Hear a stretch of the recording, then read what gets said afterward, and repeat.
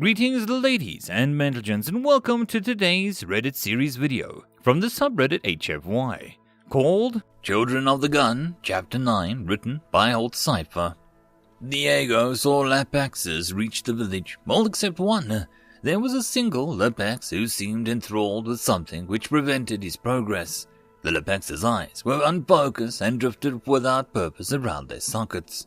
Lapax's tentacled mouth would twitch randomly out at odd intervals. Diego watched as the Lapax came from cover for several long moments before creeping forward. When Diego was within striking distance, he slipped his heavy rifle from his back and pulled it to his shoulder. He dialed in the selector for full blast with minimum divergence and sighted down the barrel, ignoring the scope. He lined up the weapon with the creature's eye and squeezed the trigger with an exhale. The Lapax's head bulged at odd angles, and the unconstrained energy tore through its inside of its skull. The beast toppled backwards as the high-momentum particles tore apart the soft tissue inside and baked the brains. As the body hit the forest floor, a grey beanstalk of smoke wafted up into the sky. Diego looked around once to see if any of the monster's compatriots would be attempting revenge, but Diego found himself alone behind enemy lines. He swung his rifle back over his shoulder and hustled to the fallen alien. The beast was plainly dead and well beyond the hope of reviving. Diego turned to see if what so caught the monster's attention and found his breath caught in his throat. Lying on the underbrush was Trigg, but something tugged at Diego's mind when he attempted to look at Trigg. Something was reminded of trying to wash dishes with gloves for some reason, as though the mere thought of Trigg had become slippery and beyond his grasp. When Diego tried to concentrate on Trigg, he felt his eyes try and slide over him and refused to lock onto the sight. His mind rebelled when he railroaded his eyes into staring at Trigg, when he could see a gently raising and falling of his chest. At least he was alive, Diego thought. Diego shook his head and looked at the ground. His eyes were watering when his nose started running. Diego looked around to make sure no enemies were sneaking up on him, and he whirled his feet forward one at a time. When his foot finally swept forward and contacted Trigg's prostrate form, Diego knelt down and grabbed Trigg's arm. Diego kept his eyes from pointing at Trigg as he lifted Trigg's body into a fireman carry over his shoulder. Diego kept his right arm free to handle weapons and studiously avoid looking at Trigg while marching through the forest. Carrying a person through the underbrush slowed Diego down, but he kept moving and pushed away any thoughts of exhaustion. He willed his feet to keep moving, one after the other. He forced himself not to think about how much further he had to go or how much his back hurt. He ignored the pain creeping up from the arches of his feet and from his knees. He tried as best he could to focus on making it through the next step. Then the one after that, and the one after that. Soon enough, sweaty and exhausted and spent, Diego saw the edge of the forest and the shining hull of Lee's ship just beyond. As he broke through the wood's edge, he felt his resolve break as he collapsed to his knees, but caught himself before he fell face first into the dirt. He rolled Trigg off of his shoulders and gently as possible. Diego heard footsteps approaching, but was too tired to do anything more than roll onto his back and accept his fate. "Diego!"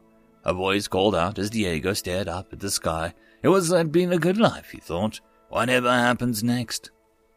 Hours later, Trigg jerked himself awake and stared around the small cabin and found himself in.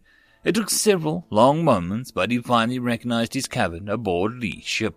How did that happen? His memories came to him in a rushed jumble, and he clasped his hand and his head without conscious thought.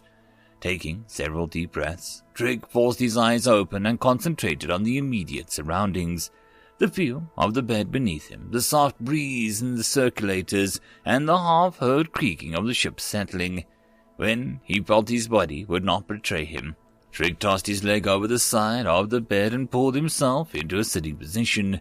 He found his clothes were still on, but his weapons had been removed and placed on the side table. Trigg stood up and plodded to the door. Upon exiting the room, Trigg heard the sound of conversation down the hallway. He followed the sounds of the voices and kept his hands against the wall to steady himself. As he came closer to the conversation, he made out several voices he recognized. Trigg stopped out in the corridor and into a small ship's galley. He looked around and his jaws dropped as he said, "Deacon?" Deacon looked up at him and said, "Yeah? Wait, but what's, Trigg felt his mind trying to split into two again. Lee jumped up and helped Trigg with the chair. "Careful, Trigg," Lee said. "Diego found you unconscious and carried you back here. We don't know what happened out there, so no telling how long it'll take you to get back to normal." "No, I'm fine," Trigg said. Except Deacon. What are you doing here, Deacon?" "What are you talking about?" Deacon asked. "You asked all of us to come and help you teach Jimbo not to screw over customers." Trigg looked around the table. Lee, Cal, Diego, Deacon, Jimbo, and Eddie. Each face showed concern at Trigg's words. I'm sorry," Trigg said. His face dropped as he rubbed his eyes. "The Lepax, it did something. I don't know what." "What do you remember?" Cal asked. "Jimbo took Eddie's money, but wasn't going to fulfill the contract. I went to see Lee and Cal, and then I got to see Diego. We came here, the Lepaxers got the drop on us, and I went out to see if I could slow them down. One of them sneaked up on me and then something happened." Lee put her hand on Trigg's arm. "It's okay, Trigg," she said. "Take your time." Lee looked up at the group around her.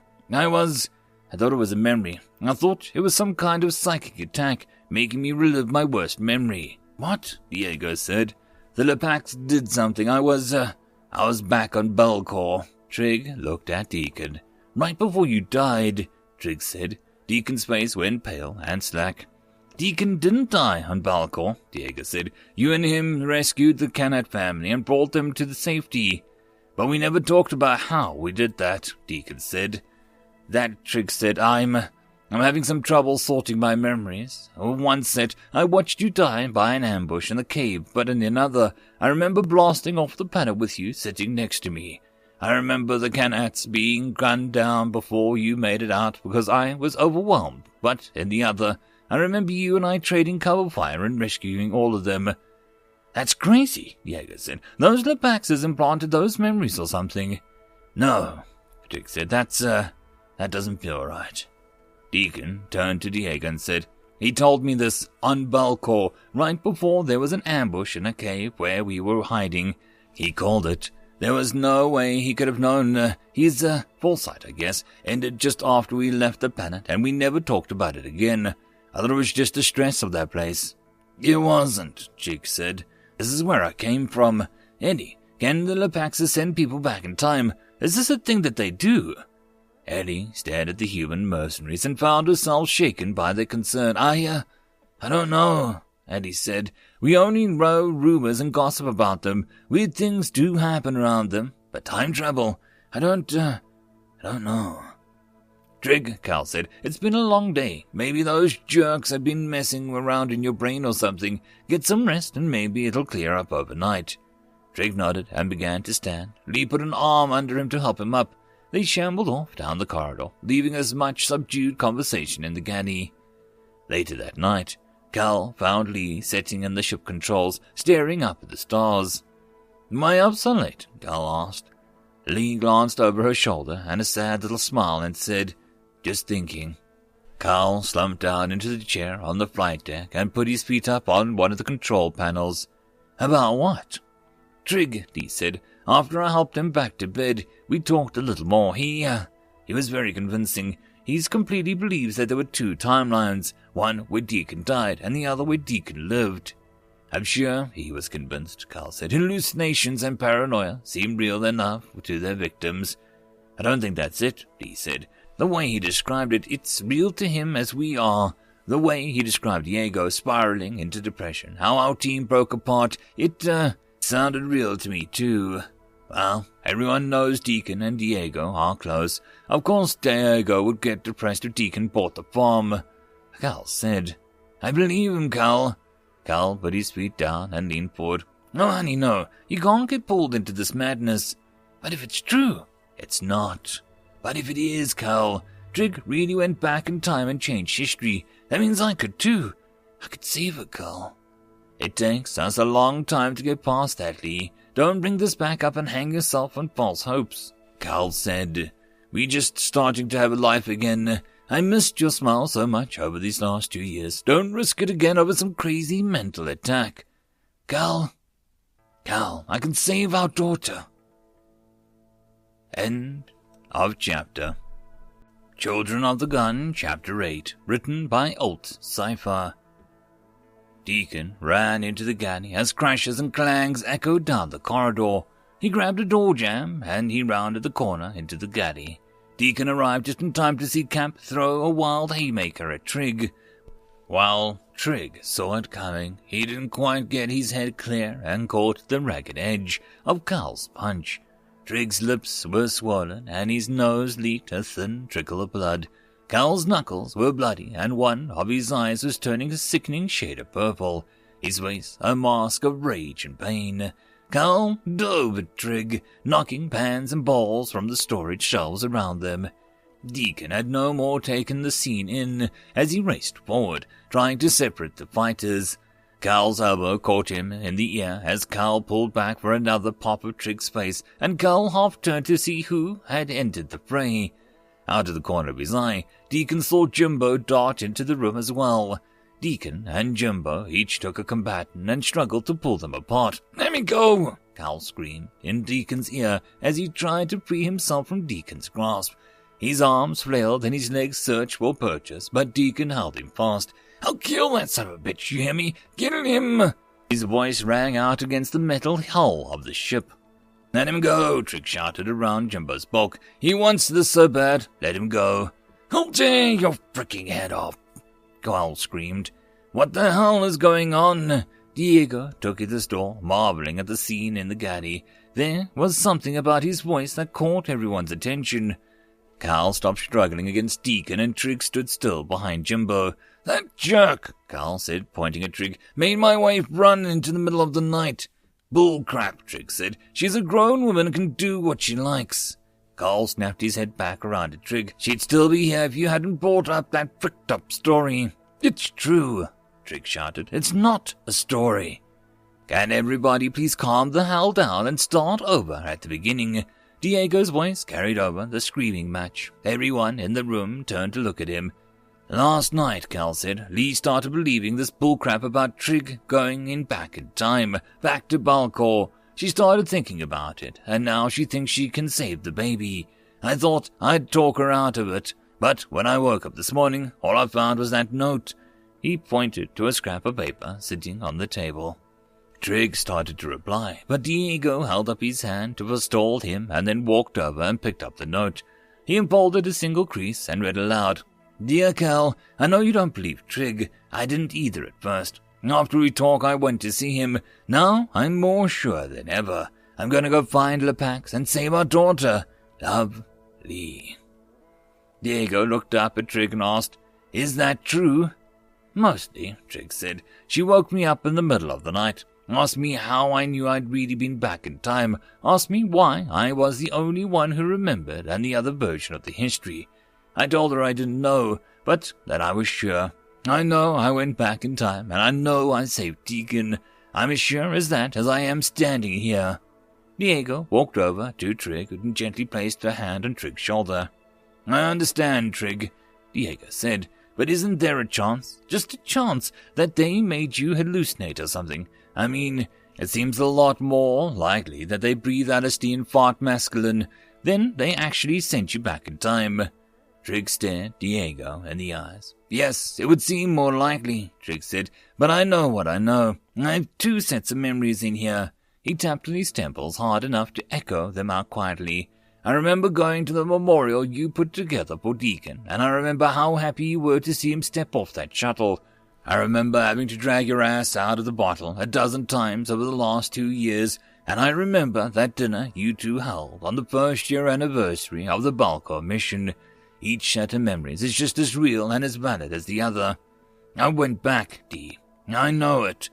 Diego searched Trigg's face for any sign of doubt or uncertainty, but found none.